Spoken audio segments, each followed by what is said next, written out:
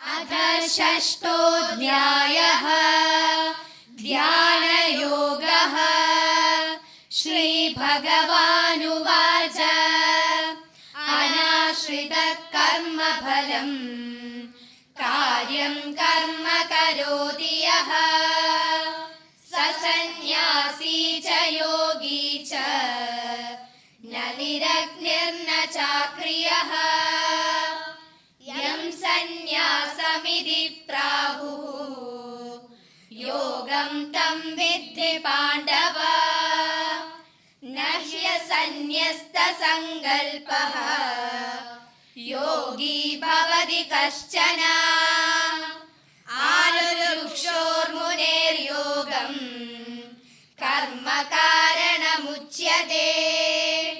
योगारूढस्य तस्यैव शमः कारणमुच्यते।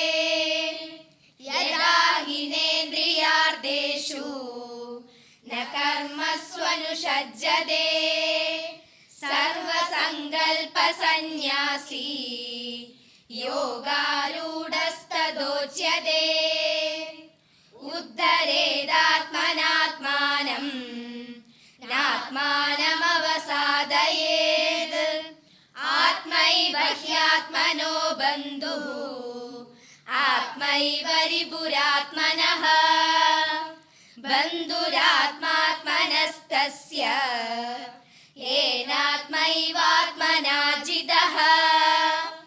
अनात्मनस्तु शत्रुत्वे वर्तेतात्मैव शत्रुवत्। जिदात्मनः प्रशान्तस्य परमात्मा समाहितः। शीतोष्णसुखदुःखेषु तदा मानापमानयोः।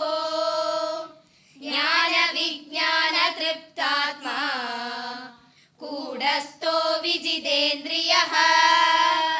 युक्त इत्युच्यते योगी समलोष्टाश्मकाञ्चनः। सुहृन्मित्रार्युदासीन मध्यस्थद्वेषबन्धुषु। साधुष्वपि च पापेषु समबुद्धिर्विशिष्यते। योगी युञ्जीत सततम् आत्मानं रहसि स्थितः। एकाकीयत चित्तात्मा निराशीरपरिग्रहः। शुचौ देशे प्रतिष्ठाप्य स्थिरमासनमात्मनः। नात्युच्छ्रितं नातिनीचं चैलाजिनकुशोत्तरम्। तत्रैकाग्रं मनः कृत्वा यदचित्तेन्द्रियक्रियः। उपविश्यासने युञ्ज्यात् योगमात्मविशुद्धये। समं कायशिरो ग्रीवं धारयन्नचलं स्थिरः। सम्प्रेष्य नासिकाग्रं स्वं दिशश्चानवलोकयन्। प्रशान्तात्मा विगतभिः ब्रह्मचारिव्रते स्थितः। मनः संयम्य मच्चित्तः युक्त आसीद मत्परः। युञ्जन्नेवं सदात्मानं योगी नियतमानसः। शान्तिं निर्वाणपरमां मत्संस्थामधिगच्छति।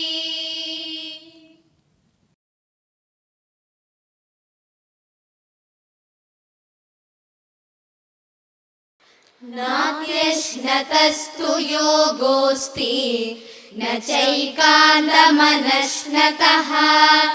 न चादिस्वप्नशीलस्य जाग्रतो नैव चार्जुन। युक्ताहारविहारस्य युक्तचेष्टस्य कर्मसु युक्तस्वप्नावबोधस्य योगो भवति दुःखः।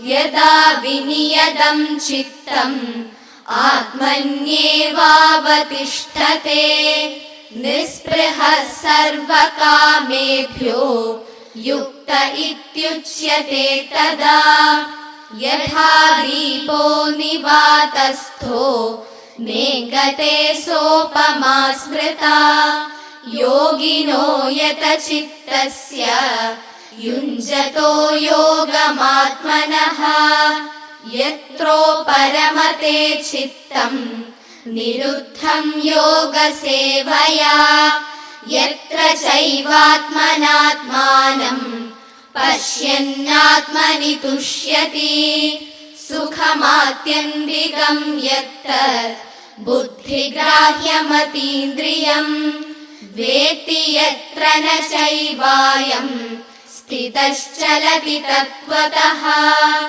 यं लब्ध्वा चापरं लाभं मन्यते नाधिकं ततः यस्मिन् स्थितो न दुःखेन गुरुणापि विचाल्यते तं विद्या दुःखसंयोगं वियोगं योगसंज्ञितं स निश्चयेन योक्तव्यो योगो निर्विण्णचेतसा सङ्कल्पप्रभवान् कामान् त्यक्त्वा सर्वान् शेषतः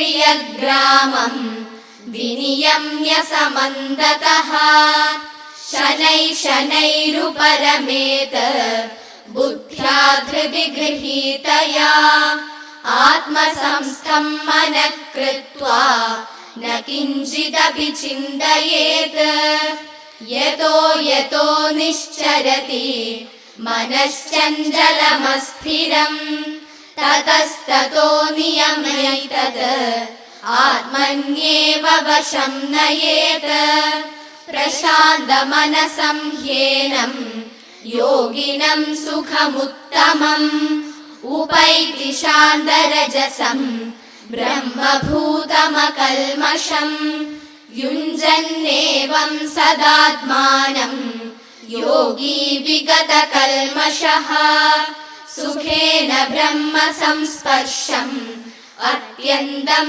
सुखमश्नुते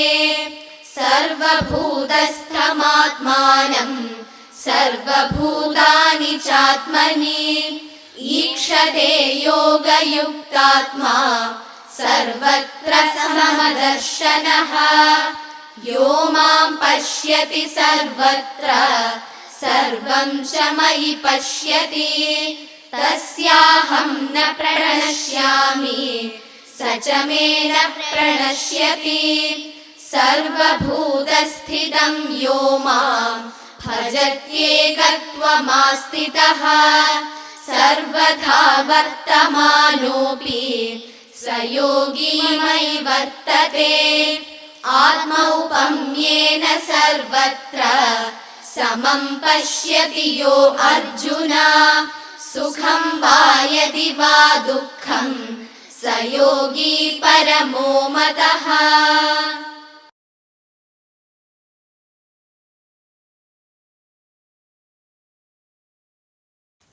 अर्जुन उवाच योऽयं योगस्त्वया प्रोक्तः सामेन मधुसूदन एतस्याहं न पश्यामि चञ्चलत्वात् स्थितिमिथिराम् चञ्चलं हि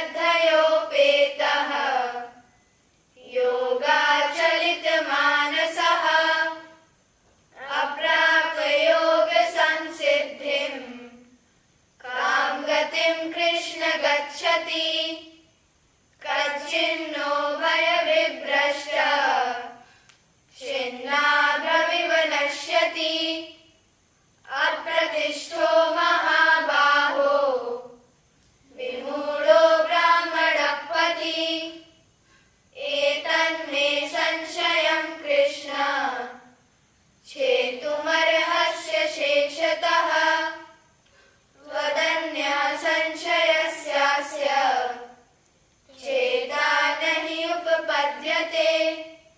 श्रीभगवानुवाच Partha नैवेह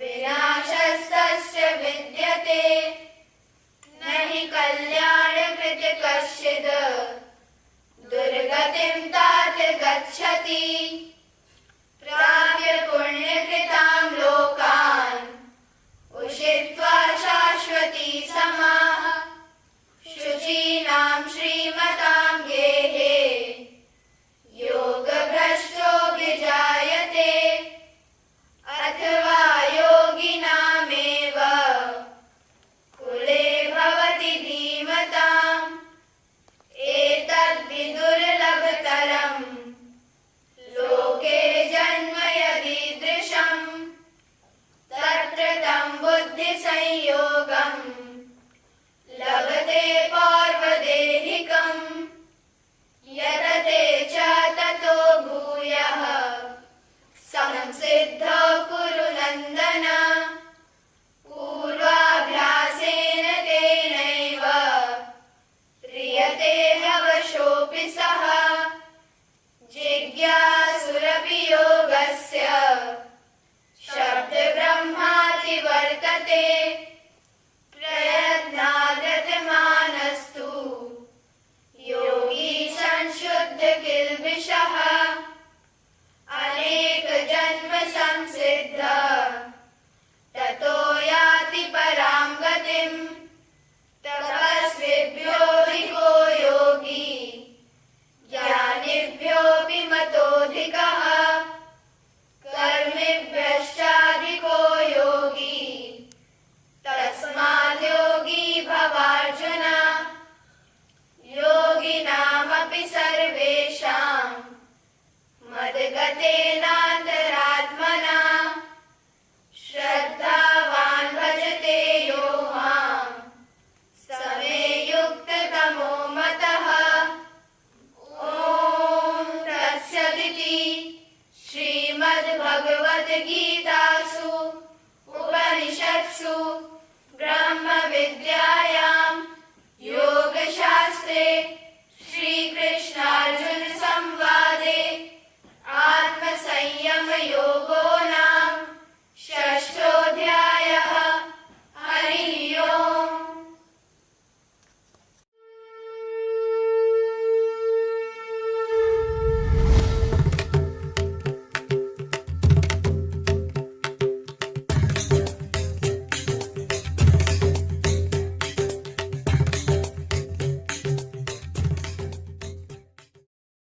Om Shri Chinmaya Sadgurave Namaha. Hari Om and Namaskar to everyone. Meditation is in fashion. And everyone is buying this product. It has become a branded product, a stylized product, a stylish product. And like all products, what it sells is what is called feel-good factor. Every day new techniques are coming in fashion, and people ask each other, have you tried this meditation? Celebrities have made it even more popular. I'm told Clint Eastwood meditates every day. Oprah Winfrey meditates every day, and our own Prime Minister also meditates every day. And it also comes with accessories like meditation mat, meditation fragrance, meditation music. In fact, just the other day, I was recording a 15-minute guided meditation session, and the recorder asked me, Swamiji, should we add some music to it? Meditation music. So, what is meditation? Is it a style or a lifestyle? Is it a means or a goal? Is it the journey or the end? Is it a technique, a process, or a skill? Is it a product, a perishable product, or the imperishable truth? This and a lot of other questions are answered in the 6th chapter of the Bhagavad Gita called Jnana Yoga. This name is very clear by itself, the path of yoga. It's also called Atma Sanyama Yoga. Atma Sanyam would normally mean discipline, self-control. However, since it is in describing Dhyana Yoga, it must mean Sanyamana, control into the self, or withdrawing into the self. The 5th chapter of the Bhagavad Gita, in a sutra form, starts this discussion on meditation, sparshan, kritva, bahirbahyan, etc., verse 27 and 28. And in this chapter, the Bhashya style, elaboration on this 2 verses that were given in the 5th chapter is seen. Now, the question is, who can meditate? Or when you do a long journey, you need to prepare your, the car which is going to take you. So the mind is the one that's going to take us on this journey. So preparation of the mind, which was very wonderfully explained by Bhagwan in chapter 2, 3, 4, and 5, that is Karma Yoga, is once more emphasized that without this preparation, you cannot continue on this journey of meditation. So Karma Yoga is again talked about by Bhagwan Krishna right in the beginning of Dhyana Yoga. Then a very, very important thing is, because meditation is being rather than doing. So a mind too preoccupied with doing is not fit for meditation. And therefore Bhagwan says that a mind which is too preoccupied with doing, karma karana uchyate. Please continue to do karma yoga. And thereafter you become ready, shamak karana uchyate. You're ready to sit. You're ready to absorb within. A universal message of the Bhagavad Gita is given in a very famous shloka, Uddhared atmanatmanam na atmanam avasadayet. In the context of Dhyana Yoga, its meaning is that instead of thinking ourselves as this finite being, individual, Uddhared, you are not that. Lift yourself into your true nature, which is the infinite self. Na atmanam avasadayet. Don't fall back into the state of being a finite being. And in this journey, who is your best friend? Your own mind. Atmaiva ratmano bandhuhu, atmaiva ripuratmanaha. Your own mind is going to be your best friend, and your own mind is going to be your worst enemy. Now starts the journey, the questions regarding meditation. That is why we've called this chapter Meditation Demystified.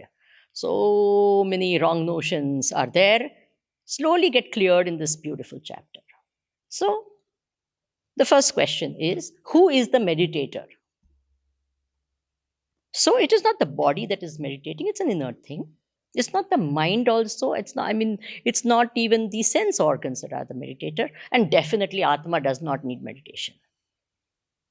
So, who is the meditator? It is I, the individual that identifies with this body, mind, intellect. We call the jiva. He or she is the meditator. Then the next question comes, what is the object of meditation? On what are you going to meditate? And that is why it is so important to understand. The second chapter explains, Avinashi tu tadvidhi yena sarvamidam tatam. Until unless you know the object, the Atma, the self is the object of meditation. But what is the nature of the self? What is the self? If it is not known, then in the name of meditation, you do something. But on what do you meditate? So very often it is also many people on the sound of Om or a form of the Lord. Meditation, this is called Saguna Upasana in our scriptures. So that is also Saguna Dhyana, which is fine. But here, Vedanta meditation is emphasized on. In the 6th chapter also. The self, the pure Atma, is what we have to meditate on. Now, what is the purpose of meditation? So Bhagavan says, Yoga Atma Vishuddhaye. Meditation itself becomes a technique by which you can purify your mind. In the seat of meditation, many vasanas, which are subtle, which are not possible sometimes to remove through karma yoga, etc., can come out, and in the light of your own intense meditation, they can get exhausted. Vasanas which are deep-rooted, vasanas which have a different form of expression, can just go away in the seat of meditation, and therefore it is said Atma Vishuddhaye. Atma Vishuddhaye can also mean that all the anatma that we have put on the self, the wrong notions, the mithya jnanam that we have put on the self, can be removed. And it purifies, and then you realize the self as the pure Satchidananda Brahma. Okay. What is the lifestyle conducive to meditation? Supposing I meditate for half an hour or 1 hour every day, how should I live the 23.5 hours or 23 hours of my life? Can I binge watch all the time and then sit for meditation? Will it be effective? If I watch a horror movie and sit for meditation, what am I going to see? So therefore, Bhagavan Krishna gives very good instructions, and he says, and this is true for everything, but since we are talking in the context of Dhyana Yoga, he says, Yukta ahara viharasya yukta cheshtasya karmasu yukta swapnava bodhasya yogo bhavati dukkha. Appropriate eating, appropriate sleeping, appropriate working, appropriate entertainment. The golden mean. Ati sarvatra varjayet. So a life which is lived like that becomes conducive for meditation. Having explained that, naturally the question comes, what exactly is meditation? How can we meditate? What is meditation? So, Bhagavan Krishna very beautifully explains that. But he says, before you actually ask this question, everyone is now always very impatient about this. What is meditation? How do you meditate?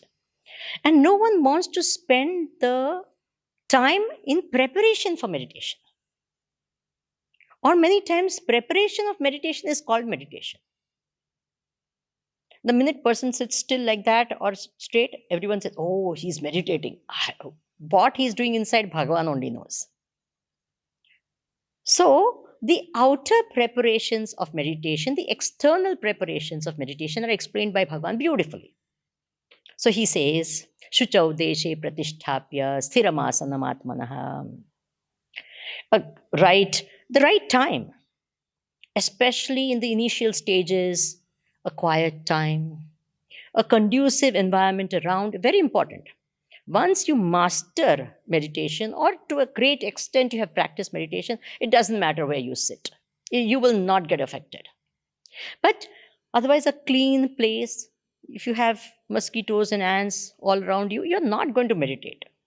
If there's a lot of sound and other things, it's not going to be. So, a very peaceful, quiet time, place, beautiful environment does definitely help, especially in the initial stages. And then, where you are sitting, the asana should be not too soft, not too hard, where the spine remains straight. This is very, very important for meditation. If you can sit still, I remember Pujya Guruji, when we were doing the course, for almost 1 year, said the only instruction he gave us for meditation is sit still. For 1 solid year, that's the only instruction. We used to keep asking, and do what? He says, sit still. But do what? Sit still. So the importance of sitting still is so, because to the extent the body is restless, to that extent the mind also becomes restless. So therefore, achalam sthiraha, that is what is said. Samam kaya shirogrivam, with a straight, good posture, relaxed body, very, very important. Of course, if you get asana siddhi, 1 hour of sitting still is very conducive for meditation with no movement. Absolutely. Achalam, sthiram. That's why 2 words are used.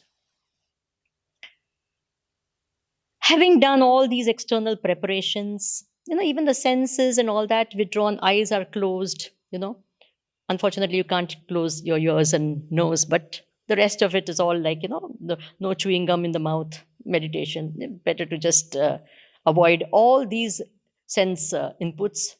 And we sit for meditation. Then the inner preparations come. Very, very important. We need to take certain type of sankalpas. First is, I won't move my body. The other is no expectation, nirashi. Yata chittatma. Nirashi means no expectations, because most of us have these notions about meditation. We say, this is good meditation, this is bad meditation. So many thoughts came in my mind today. And we have expectation. Some light will happen, some sound will come, or some tingling will happen, or some. And then we say, oh, today was very good. I just felt, silence sweeping over my body and all. Again, feel good factor. You see, we've so much hooked on this feel good factor. So no expectations of any type. There is nothing called good meditation. There's nothing called bad meditation. No collection, external correction, of course not, but even inside, how much information, so much information on meditation. So many times we find, when we sit for meditation, we are chanting shlokas of meditation, how to do the meditation and all that, instead of actually doing the meditation.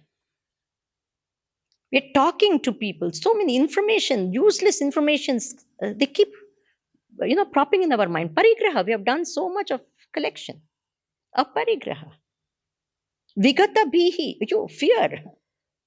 Fears of so many types. One is the fear, when you become very still and this, you might lose this, where your body is and all. And then you say, my God, I think my body is gone. No. So these are all fears. Actually, anyone who starts practicing will realize that such fears come.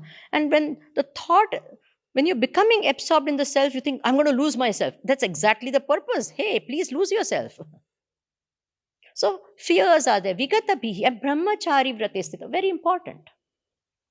Who is sitting for meditation? With what identity we sit for meditation? If a mother sits for meditation, she's going to meditate on the child. What is that identity which I take when I sit for meditation? If I say, I am a seeker of truth, this is the one that we take. Brahmachari vratestitaha.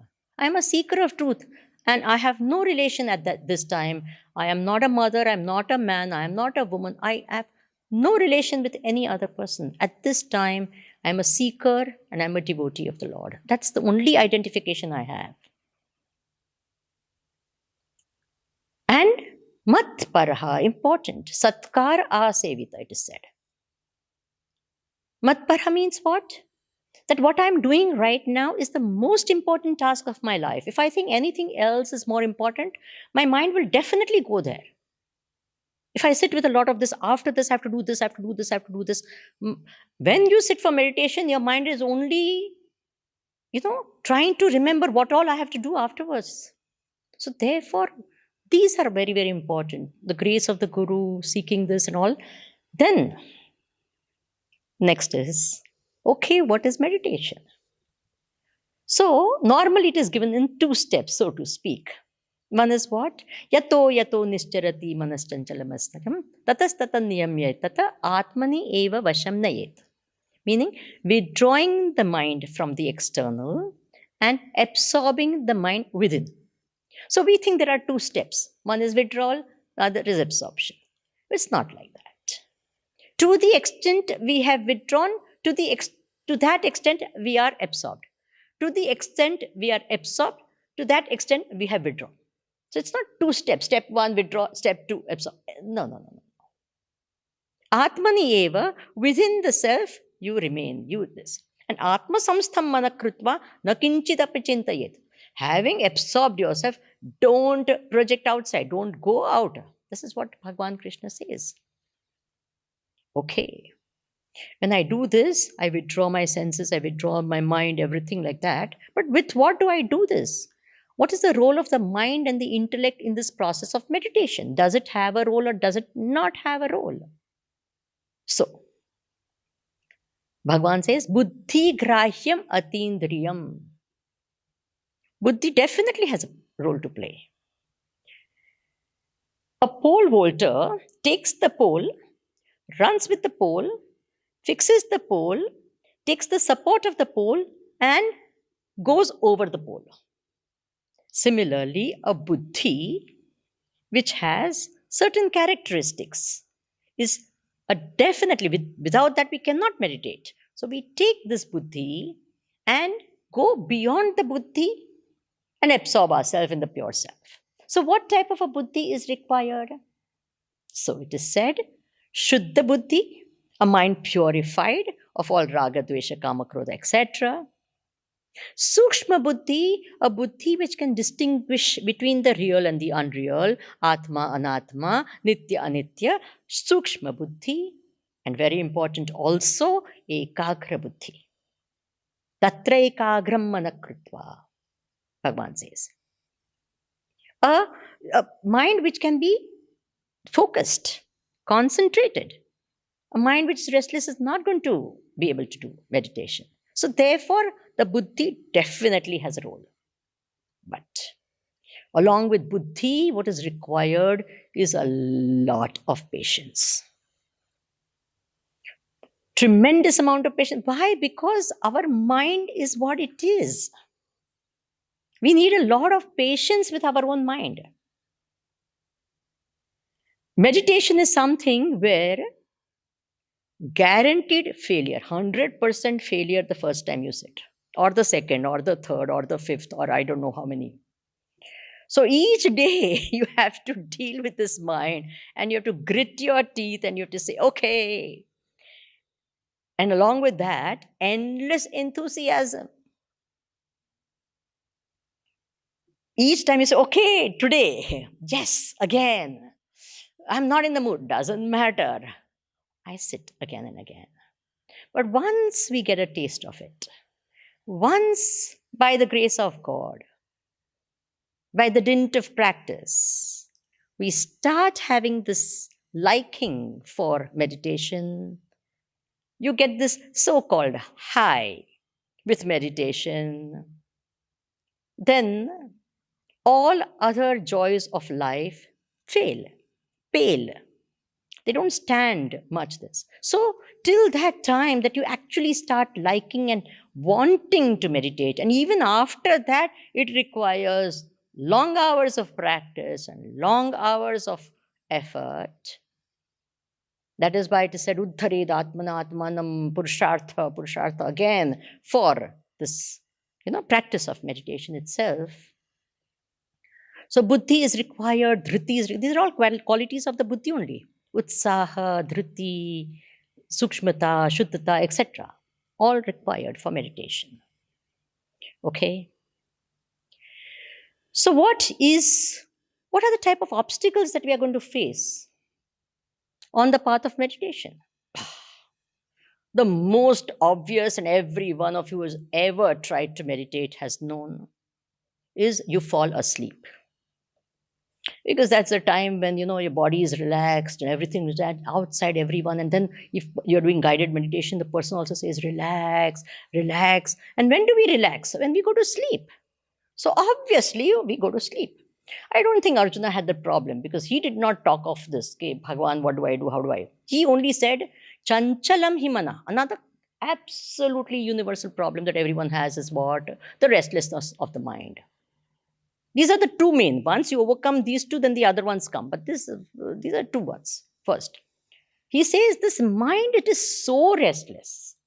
Pramathi balava, it's stubborn. It is unyielding. It is very strong. It is not going to listen. It's not controllable.